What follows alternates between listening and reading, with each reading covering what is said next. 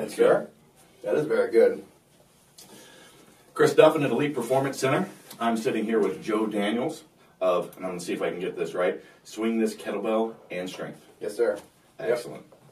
So, sitting down, we've been sitting here chatting a little bit this morning, and I think the most important thing to note is you and I do some things very similar, which is get jacked before interviews. So we got the crazy eyes on, which we've done so far already. So, hit a little Jack 3D, pre-interview warm-up. Yep. But we're planning on doing some training after this, and I think that makes sense, right? Yep. All right. We had a lot of good discussions, and we just thought we'd put the camera on and capture a little bit and share because it's some pretty interesting stuff. Joe and I have kind of similar backgrounds, but we're doing different things. Joe's focused on kettlebells. I've continued to stick with strength sports, but he got into it for some shoulder issues. And you want to talk a little bit about that? Yeah, when I first got into it, I was doing bodybuilding, NPC stuff, and kept noticing my right shoulder. Basically, I was having rotator cuff issues, trying to go more volume, more heavier on barbell, and I was like, the path just didn't seem very correct to my right shoulder, no matter what I did. Never had any issues with the left, so started working on getting some massage, really started getting into neuromuscular massage and stuff, and some different types of, worked through a couple of different therapists. I found one that showed me a book. It was a trigger point therapy guide and basically self-help, So because I couldn't afford $60 massage every couple days when this would trigger, because I didn't want to stop training, right? I mean, who in their right mind wants to just to give up what they love? So my opinion's always been, you got to find a solution to the problem instead of putting a Band-Aid on the problem. So I started reading that book, got a couple, basically I carry around with me all the time, something of the sort to work on my issues. And I kept feeling better, and I found I was just a bit, not necessarily a torn infraspinatus, but probably just a super spasmed up infraspinatus, and I worked on that for a couple weeks, and it felt great. Started lifting again, and it would come and go, and I was like, let me look into something else. Like, what are their other tools? And then kettlebell kept popping up. I was like, so I saw some stuff from Stuart McGill and some other people that were talking about, well, this is a good thing. Like, okay, well, it's little weights. I didn't know much. This is probably 2006 or something like that. So I ended up getting one about probably in 2008. Playing around, and I couldn't believe, I've always been in like stabilization. Like I like to train, whether it was back then for physique, for aesthetics, or whatever, or getting girls, or whatever, or bodybuilding, or whatever. I think that's how we all got into it to begin with, let's be honest. Yeah. So I started doing that, and I was like, it's just winding me, killing me. I'm like, I thought I was in good shape. But like, training for stabilization of the joints, I wanted to be able to live my life. I've always been an avid mountain biker. I always like go out and hike, and I like just go out and play, live my life. I didn't want to just be in the gym, Mm-hmm. I didn't, I was in the culture, immersed inside. I just didn't really like the feeling of it. That's not what I lived all day. I went to the gym, I did my thing, and I got out and I played. I think that's the interesting discussion point is that, and that's the way I teach. What I focus on is, if we can do this and get stronger and maintain positions, learn when to be hard, when to be soft, these things actually help you function better in life. Yep. And that's a profound thing to understand. There's so much in our sports, I guess, or wherever, where it's like the old school mentality of you got to push through the pain. Mm-hmm. And absolutely, if you want to make gains and then push your body, you're going to push yourself, but you shouldn't be pushing into pain or working through it or any of this stuff. You've got to figure out something isn't right, and you've got to work through it. And it was funny, we're talking about, you're doing kettlebells, I'm doing, powerlifting, but it's really all the same stuff. I get this question all the time, like, I'll spend like 4 hours explaining, here's breathing, here's stabilization, here's how we transfer power through the hips into the shoulders, and we'll go through it, and like, this applies to basic human loaded movement, and somebody will raise their hand and go, does this apply to high bar squats? I'm like, It's still moving. It's still loaded. Exactly. It applies to yoke walks. It applies to kettlebell swings. It applies Yoga. to deadlifts. So on. I mean, it's you know, it's a lot of people don't know how the body's supposed to work, and a lot of natural athletes do it, and they just do it great, and they may not even know what they do. Some of them, for that reason, aren't necessarily the greatest coaches because they don't know how to describe and tell you, well, the squats just go up and go down. Right. They do it. Right. It's It's so ingrained in them. They've never had, maybe when they were growing up, they never fell off the monkey bars and had an injury that compensated one side. You know, maybe they just never had those, everything was right. And that happens. But it's like, if I want to get through that wall, you know, I think the shortest way is through that wall. But if I can't get through it, each time I get through it, and all of a sudden I realize there's a door there, I'm going to be the one that's going to open that door and walk around. Yep. But a lot of people just keep hitting that wall and keep hitting that wall. Because I think it sells, it's flashy, it's pow, you know, it's like, look how beat up I am. Like, I don't like that because hopefully, I mean, how old are you? 38. Okay, I'm 35. So we're all in the same boat, right?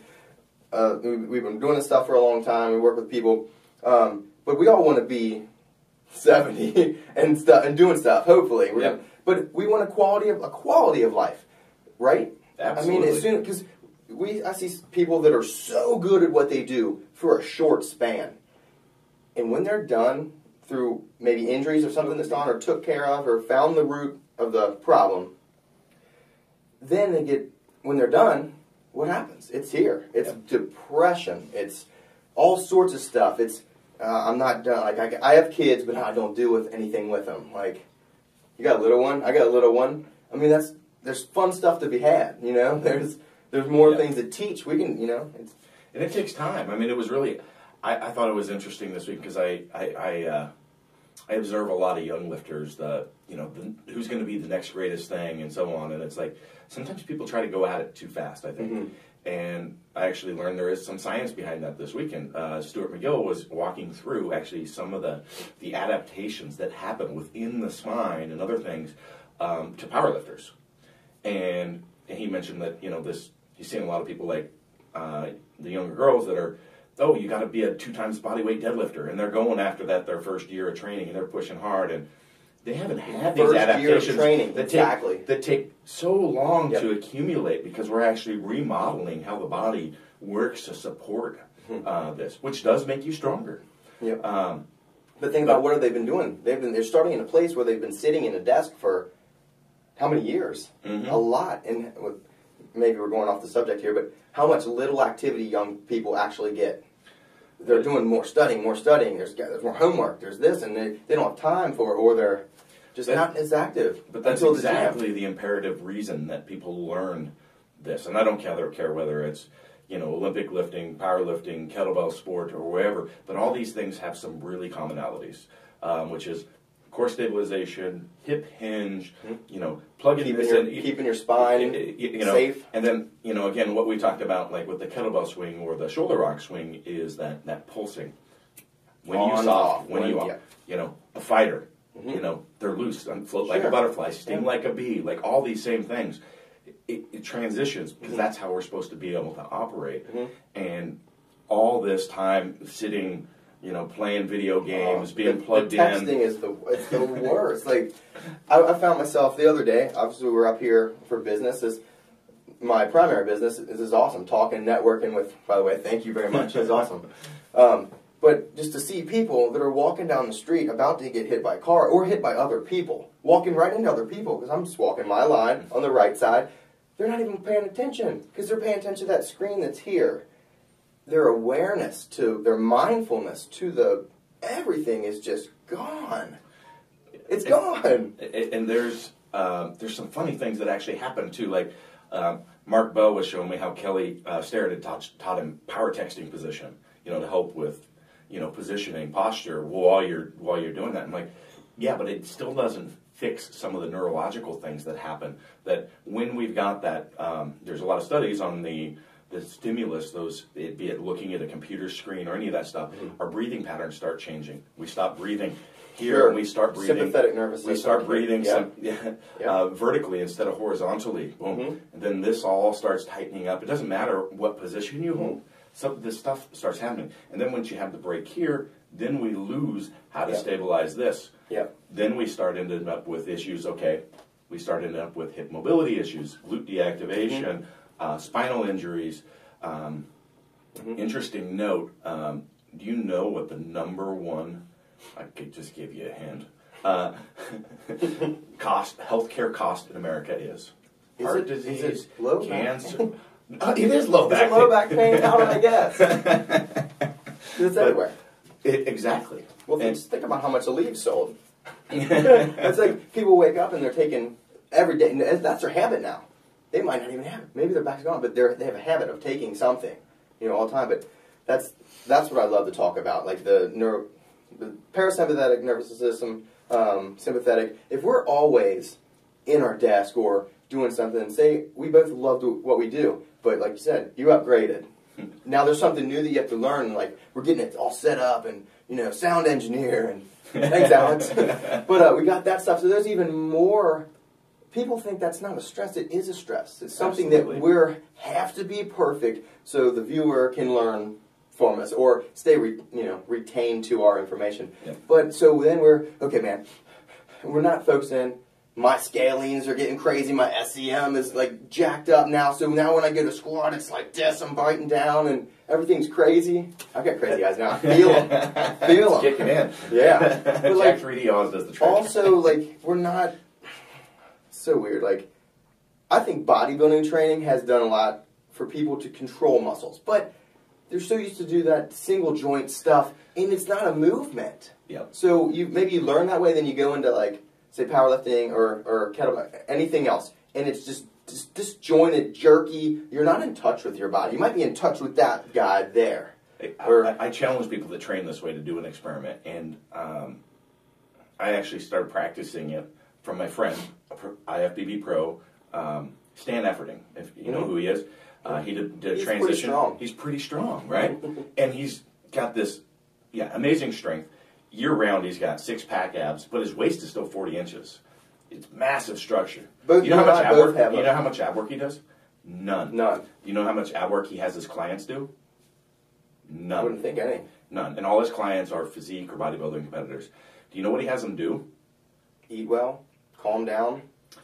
Yes. But also, when they're doing their bodybuilder movements, be it triceps, curls, whatever, he has them brace the core and hold it. Yeah. And if you're doing something, sitting on a preacher bench here or wherever, and you're getting leg extensions, we're picking classic bodybuilder. Right. Actually, I've got a little corner of the gym called Fluff Corner, where we've got some of this equipment set up. Before you go out on dates and stuff, you can curl it up and press them. Get look good. But you get towards failure with those, and you're starting, the reps are getting hard, brace your core. And all of a sudden, it's like, whoa, this is a lot easier.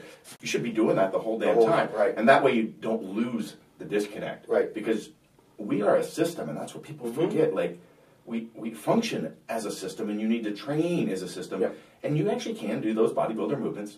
Lots of people love to diss on machines. But I don't have machines in my place, but I don't think there's stuff wrong with it. I think that's the only thing that you're doing. Just like the only thing, if I only did kettlebell training, I wouldn't be as strong as I am.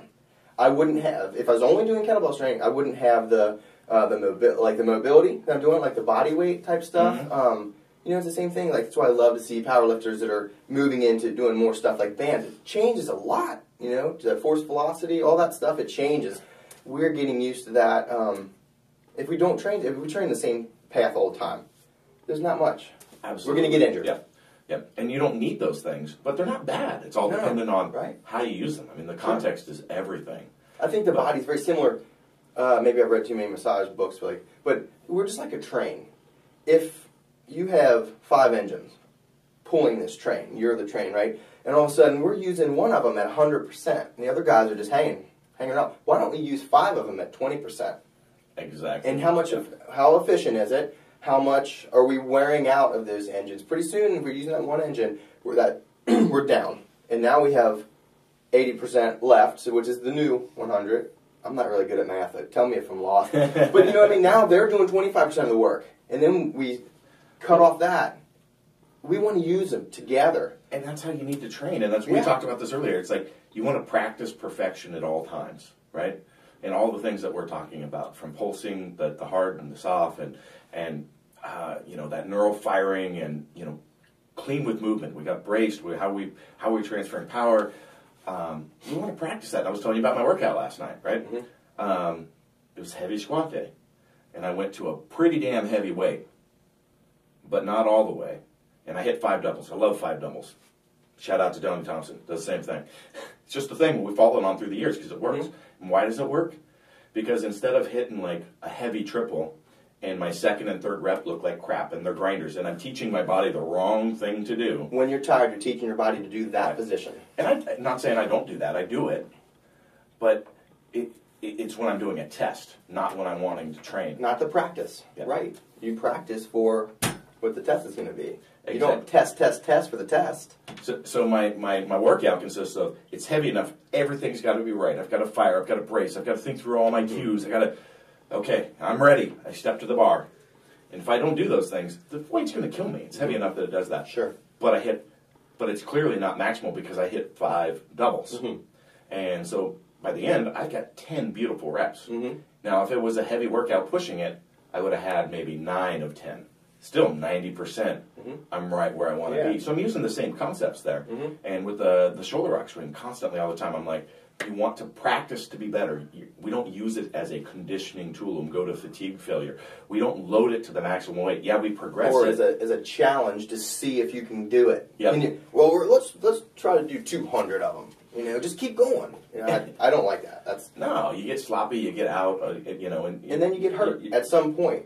And you're encoding the wrong ways to do things. Mm-hmm. So, I think it's really important for people to really ingrain that practice. That's what we need. That's what we're doing. We're not, They practice, you're right. Practice for anything. Like, I know a lot of people at my place, I can just see them like, really, he's going to talk to me again about this. I know what you're going to say. And then no, you don't know what I'm saying because I wouldn't have to say it. But, I don't want to feel like a jerk. But at some point, you can't just be like, softly. I don't yell. I'm not a yelling coach. I just, when I had coaches that would yell at me all the time, like, all right, dude, cool, see you later. There's other ways you can get to me. Everyone's different. You know what I mean? So I have people that respond a little bit to harsher language. I have people that respond to maybe sending them a little chart or something that I saw while I was out walking on, and send it to them on a text message. There's just so many people, and I think that's like we were talking about doing certain. You're good at seeing people do the squat. You don't need to do much. You see the squat because you're just good at it. You tell them what's on, what's off, and what needs to be brought up and what needs to be toned down and stuff because you can see it. Exactly. Experience. Yeah. So that was a good discussion. I think it's like I think that's a part where it's a discussion we should have taped, right? We should have. But it's there's so much education out there for trainers and clinicians and the like on how to do these different assessments to figure out what's going on with the body and how do we correct it. And I think they're fabulous. I've been trained in a bunch of this. I've spent thousands upon thousands of dollars learning this stuff, right? Going to some of the best people out there learning this stuff. I don't use it. I mean, I use it. It's there. But at the same time, like, I do a sport. And within that sport, I should be able to recognize when somebody's squatting, I should know to be able to go, hey, that glute isn't firing. Maybe this oblique here's not working. Mm-hmm. Look, they've got some lat engagement issues. Oh, they've got shoulder mobility. Yep. I don't need to have them do an overhead squat because you can to see assess it while it's happening. Shoulder mobility on a squat. I can see it. It's real time. So, and so I'm not discrediting the value of those because they are important. But when you've got a dedicated sport, like if you're doing kettlebell sport, I'm sure that you can see a lot of things going on within kettlebells. Mm-hmm. If you'd like to support the production of further content and maximize your athletic performance, check out kabukistrength.net. Our goal is to provide you with the tools and the methods to maximize your performance. There's constantly adding new products to our site, so please check it out. All that's left is for you to bring the attitude.